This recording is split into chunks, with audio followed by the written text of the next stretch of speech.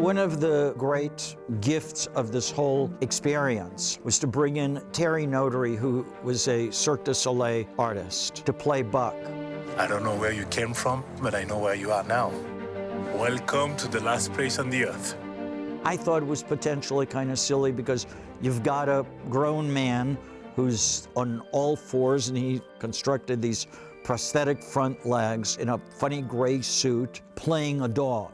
It turned out to be a genius move.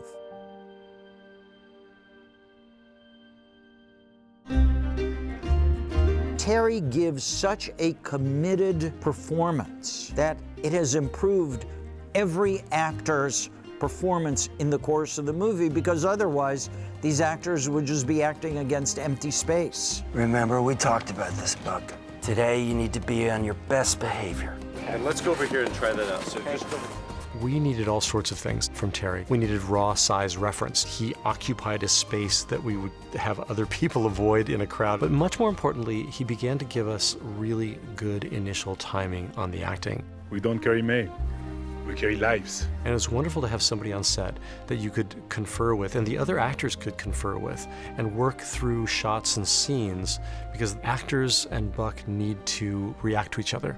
Terry has studied the movements of dogs and was able to replicate the movement for us as we watched him trot across the snow. And he's also important just to organize my eye line where I was looking, and to give me someone to participate with emotionally. Remember me? It was at first a bit challenging, but then became quite good fun. I've studied dogs. I have a couple of dogs at home, and I watched them like crazy after getting this film. And I really realized how much expression they have in their faces. They really make incredible facial expressions, and their eyes are so telling. That's how they feel. So they listen. They're really good listeners. Don't look at me that way.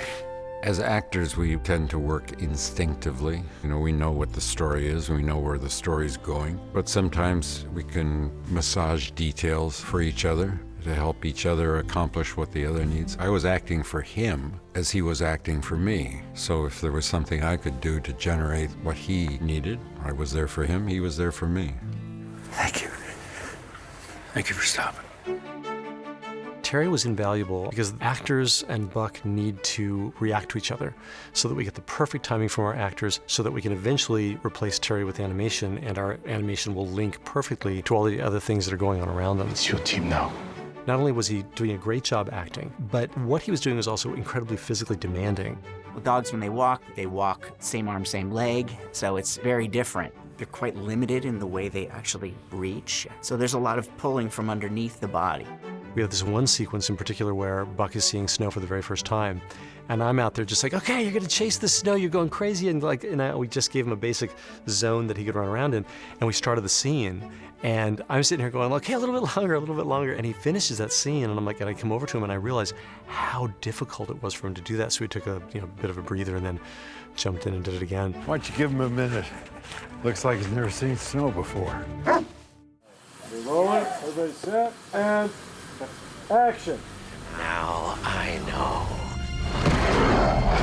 Late in the third act, when Buck shoves Hal into the burning cabin, we struggled with the physicality of that effect, and what we wound up doing was having Terry play Buck and just drive the stuntman who was doubling for Dan Stevens into the cabin, and it is what made the stunt work. Action! On the few occasions where, for technical reasons, we've attempted to do without Terry and just have the actors imagine a dog in a particular spot, we found that if it's not there, you get eye lines all over the place and the timing is not consistent. So we found that way more often than not, I would say probably 80 to 90% of the time, if Buck is in the shot, we shoot it with Terry Notary playing Buck. It's frankly a shame that in watching the movie, to a certain degree, Terry's performance will be erased, but Terry will continue to live in this movie as an inspiration for the animators who are creating Buck. Good luck, pal. You're gonna need it. Cut. That was nice.